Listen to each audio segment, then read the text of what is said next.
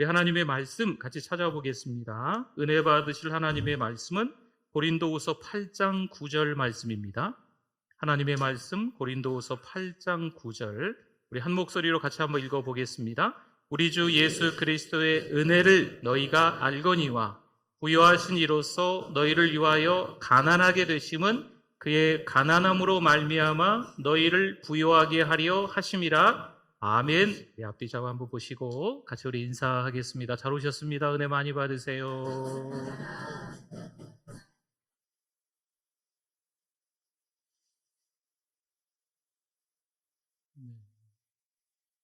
부자 청년이 있습니다. 이 부자 청년은 진리에 대해서 궁금했습니다. 그래서 예수님을 만나러 찾아온 거죠. 예수님께 찾아온 이 부자 청년은 너무나도 당당했습니다. 이 부자 청년이 당당한 이유가 있었어요. 이 청년의 집안은 율법을 잘 지켰습니다. 이 청년 역시 관리이기도 하고 율법을 그 계명을 잘 지켰던 사람입니다. 하지만 그 율법의 본질, 그 율법의 정신과 상관없이 좀 심할까요? 어떤 껍데기만 지켰던 거죠. 레위기 18장 5절 말씀에 너희는 내 규례와 법도를 지키라. 사람이 일을 행하면 그로 말미암아 살리라. 나는 여호와이니라. 아멘. 맞습니다. 율법은요, 지키라고 주신 것이 맞습니다. 그런데 사람이 그 율법을 잘 지킬 수 있을까요? 로마서 3장 23절 말씀에 보면 모든 사람이 죄를 범하였음에 하나님의 영광에 이르지 못하더니. 아멘. 이렇게 말씀합니다.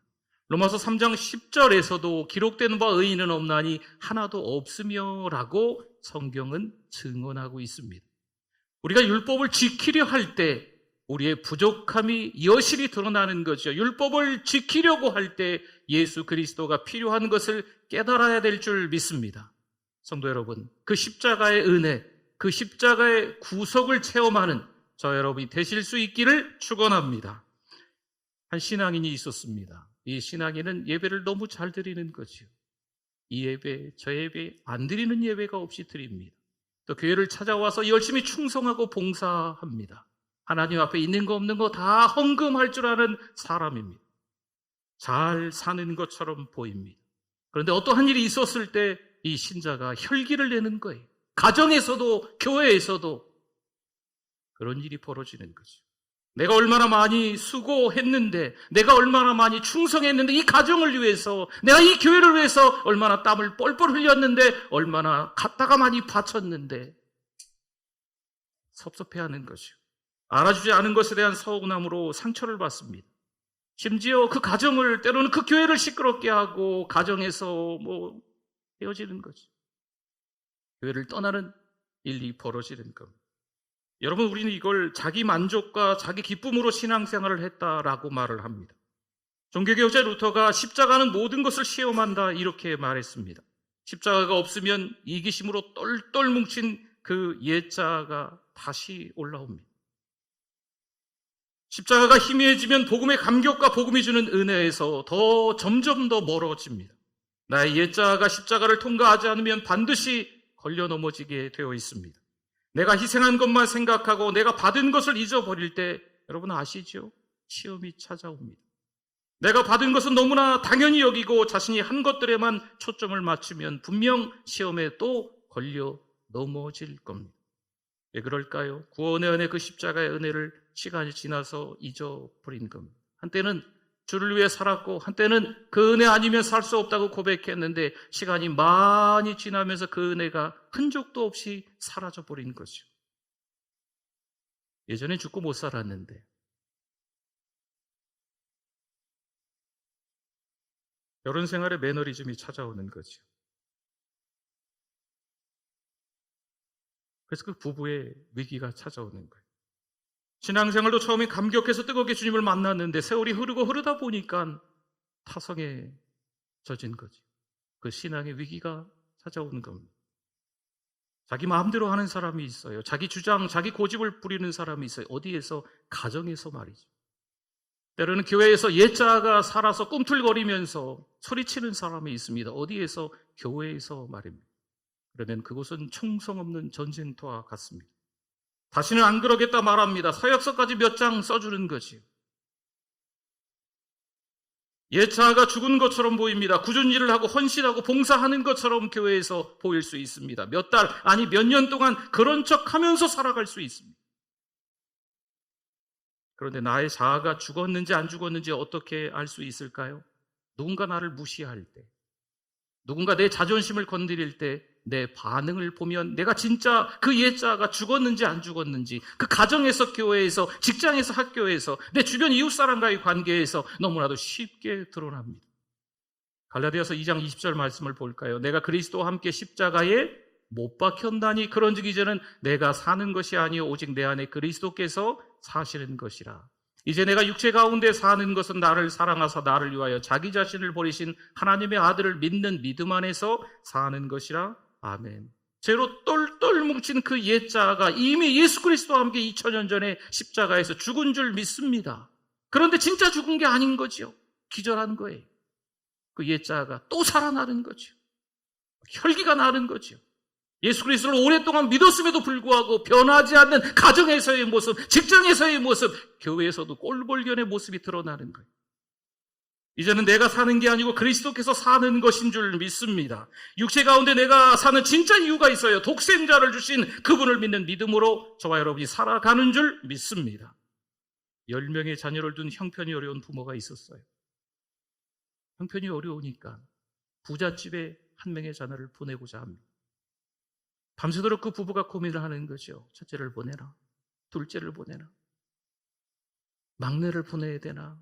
고민했지만, 밤새도록 고민했지만, 해가 뜨고 아침이 돼서야 이 부부는 아니다, 보내지 말아야 되겠다 결정합니다.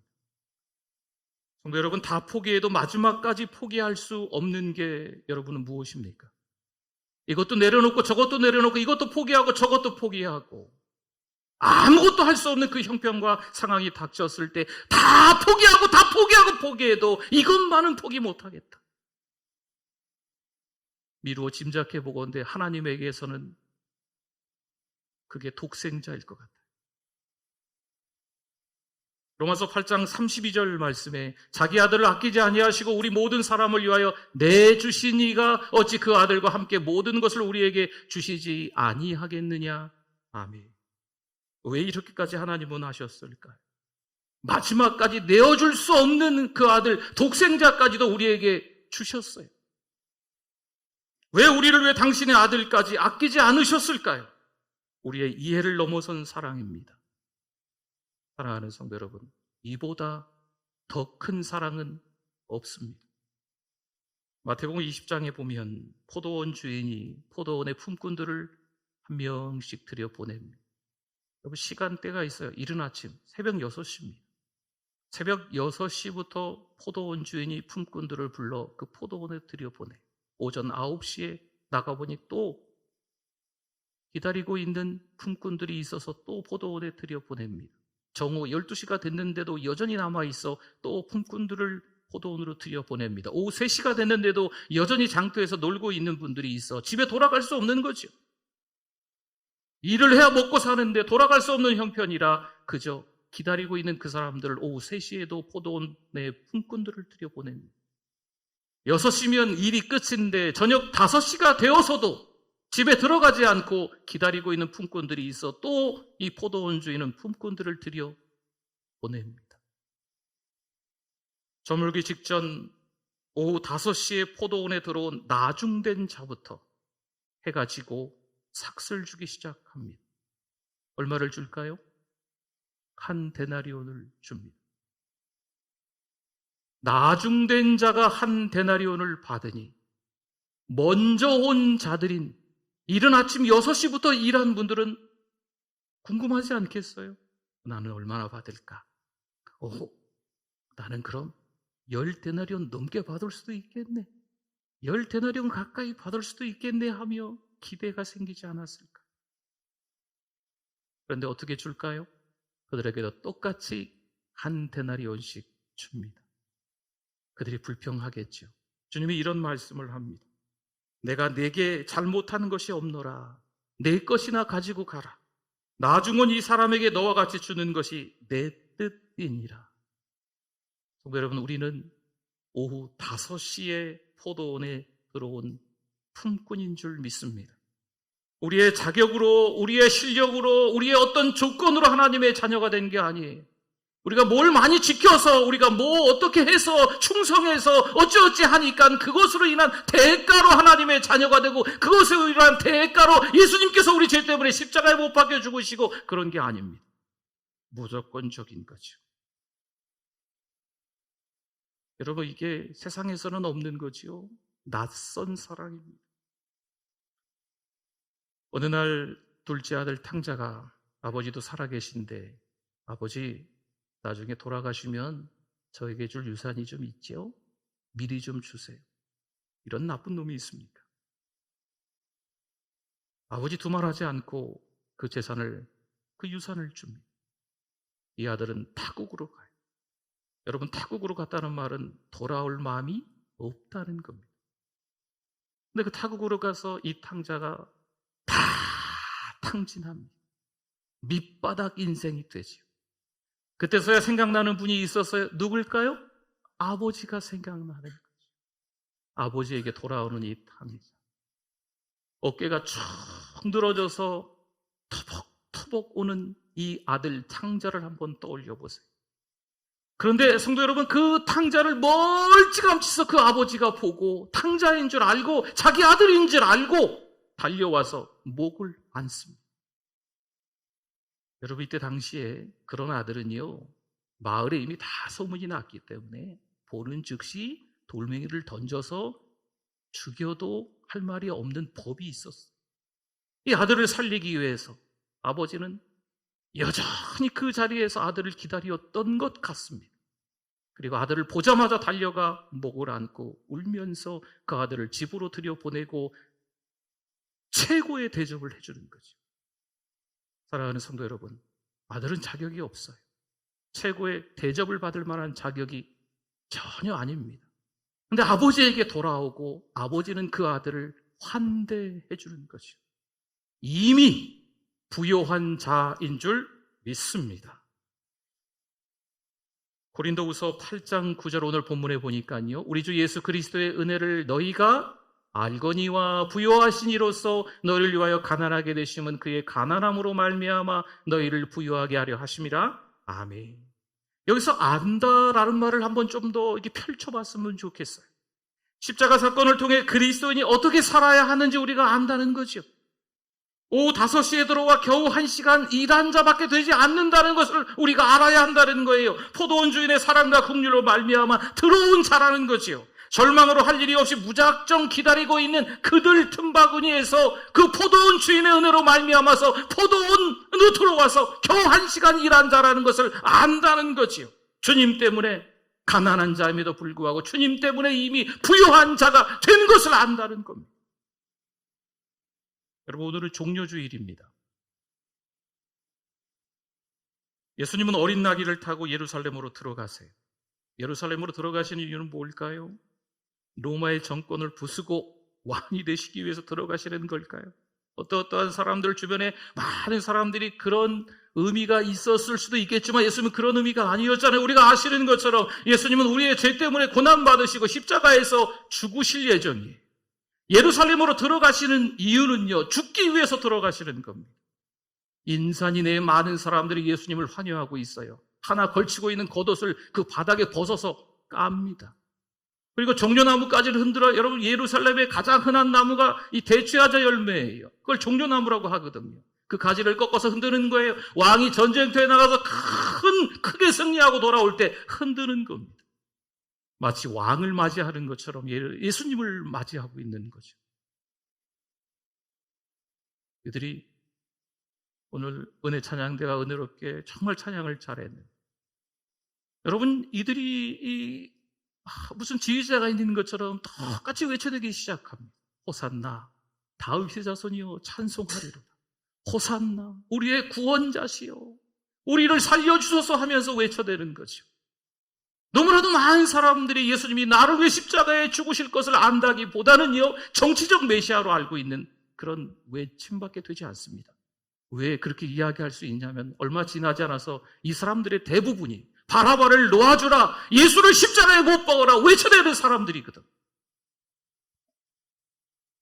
로마서 5장 5절 말씀을 한 절 더 보겠습니다. 소망이 우리를 부끄럽게 하지 아니함은 우리에게 주신 성령으로 말미암아 하나님의 사랑이 우리 마음에 부은 바 됨이니 아멘. 사랑하는 성도 여러분, 우리가 뭔가를 지켜서 뭔가를 잘하니까 하나님의 자녀가 된 걸 거야, 절대 그렇지 않습니다.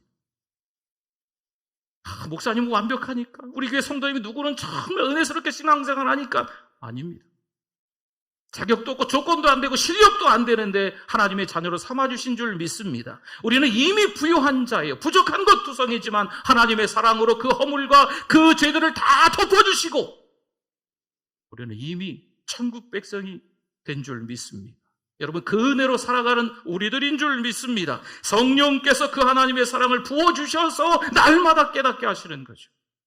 여러분, 한 주간 동안 저희들이 좀 더 예수 그리스도의 십자가를 묵상하며 기도했으면 좋겠어요. 나의 초함, 나의 벌거벗음, 나의 부족함들을 여실히 극명하게 좀 들춰내서 하나님 앞에 기도하는 그런 한 주간이 되었으면 좋겠어요. 겨우 저물기 직전 오후 5시에 들어와서 한 데나리오를 받은 우리들입니다. 사랑하는 성도 여러분, 하나님의 은혜가 얼마나 커요. 무조건적인 사랑, 낯선 사랑, 담이 없는 그 사랑이 얼마나 큽니까? 그 사랑을 기억하고 그 은혜 받은 대로 거침없이 담대하게 그 은혜를, 그 복음을 전하며 살아가는 사랑하는 성도 여러분 다 되실 수 있기를 축원합니다. 기도하겠습니다. 오늘 말씀 생각하면서 우리 주여 한번 부르시고 기도합니다. 주여, 하나님 아버지 은혜를 감사합니다. 하나님 회개합니다. 욕심 많은 목사가 회개합니다. 하나님, 우리의 의로움을 가지고 자랑했던 것을 회개합니다. 하나님 아버지, 내가 이것도 시켰고 이것도 했는데, 내가 주를 위해서 얼마나 헌신하고 봉사했는데 알아주지 않습니다. 이런 마음이 우리에게 있었음을 회개합니다. 모든 것이 하나님의 은혜인 줄 믿습니다. 하나님 앞에 납작이 엎드려 신앙으로 살아갈 수 있도록 도와주시옵소서. 하나님이 우리 얼마나 많이 사랑하셨는지 또 깨닫기를 원하오니 한 주간 특별시간 기도를 통해서 주님 만나게 하여 주시옵소서. 하나님 아버지, 감사합니다. 부족한 인생, 몹쓸 인생, 벌레만도 못한 인생인데 우리의 죄 때문에 하나님이 사람이 되셔서 우리의 죄 때문에 십자가에 못 박혀 죽어주셨음에 감사합니다. 끝까지 포기할 수 없는 아들이 독생자이실 텐데 이해할 수 없는 사랑, 다함 없는 사랑, 그 무조건적인 사랑으로 우리를 위해서 보내주시고 우리를 살려주심에 감사드립니다. 그 은혜를 다시 한번 기억하는 믿음의 권속들 다 되시게 하여 주시옵소서. 예수님의 이름으로 기도드립니다. 아멘.